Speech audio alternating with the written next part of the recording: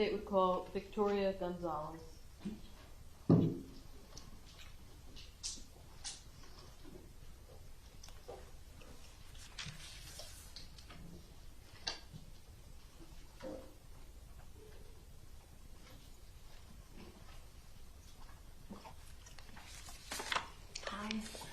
Please raise your right hand.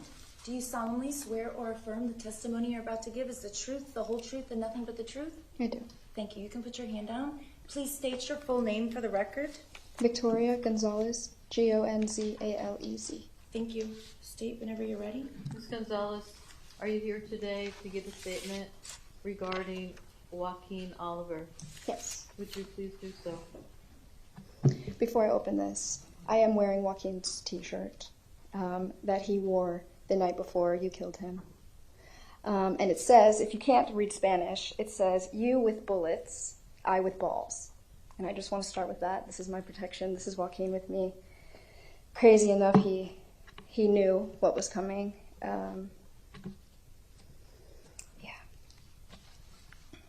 I don't know if you remember me, but we did have a class together the year before hell broke loose. I remember where you sat, in the row next to me, a couple seats behind me, and I remember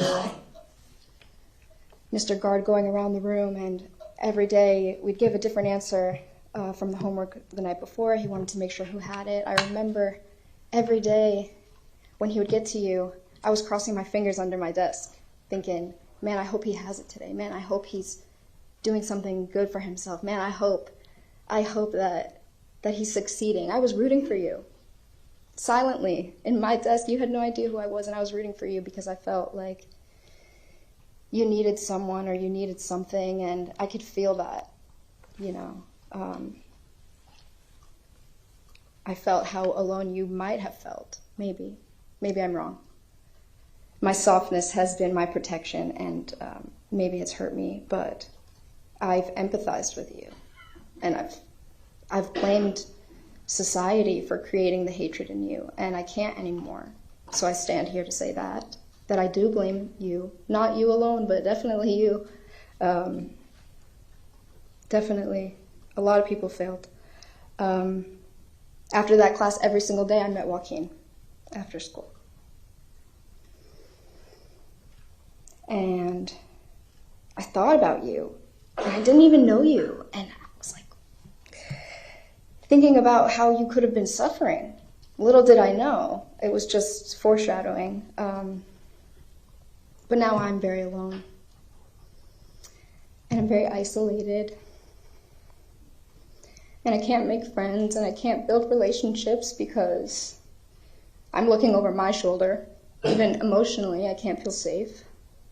I can't trust people to take care of me. I'm alone all the time. I can't let someone love me. I ask for others to understand this pain. But how? How can anyone understand this pain? Why do I understand this pain? Why? Because of you.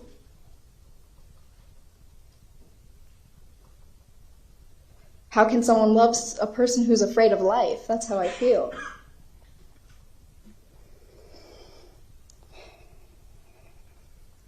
But Joaquin loved me for all of my flaws, for everything.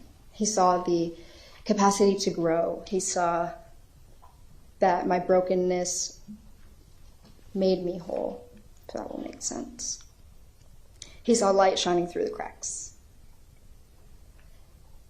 But nobody else from then forward is allowed to love me like that. I won't let them. I don't have friends. I don't make them. Maybe people think that we're friends, but I don't feel safe. And that's because of you.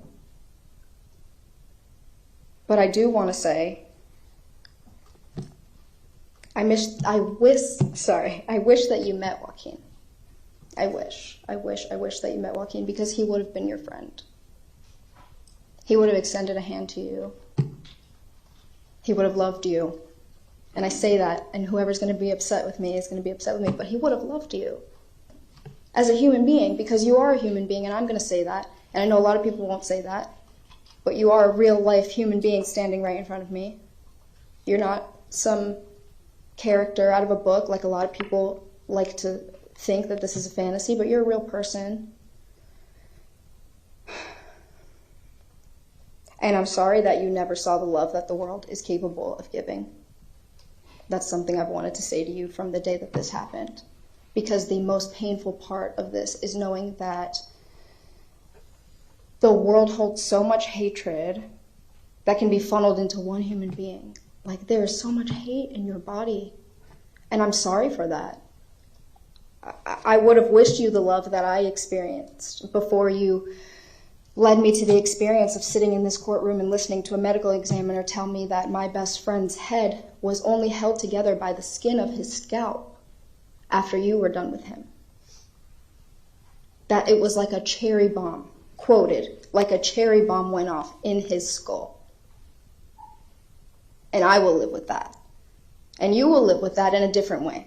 And I won't have to worry if you celebrate it or whatever you do with it.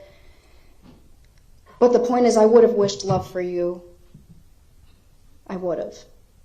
And I want to, because that's who I am, but I can't. And I'm sorry that your heart knows nothing of warmth. I would have wished that for you, and I will say that again. My justice does not lie in knowing if you live or if you die. My justice lives in knowing that I loved, because I experienced a love that a lot of people go their whole lifetimes without experiencing. Joaquin loved me entirely with his whole being, and I choose love. So in the end, I think that I win. I think that I win because I will continue my life honoring something that people believe is a fairy tale. And it's not. This whole thing is so real life.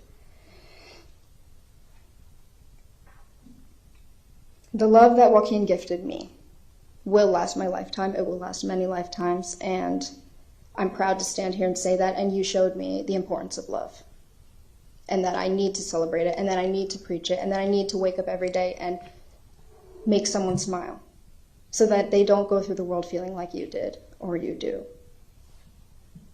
I don't wish that for anyone, and I wish that it didn't bring you to what you did. I wish that you had more love in your heart, and I want to say that. No matter who will hate me for it, I wish that you had love in your heart. I wish that.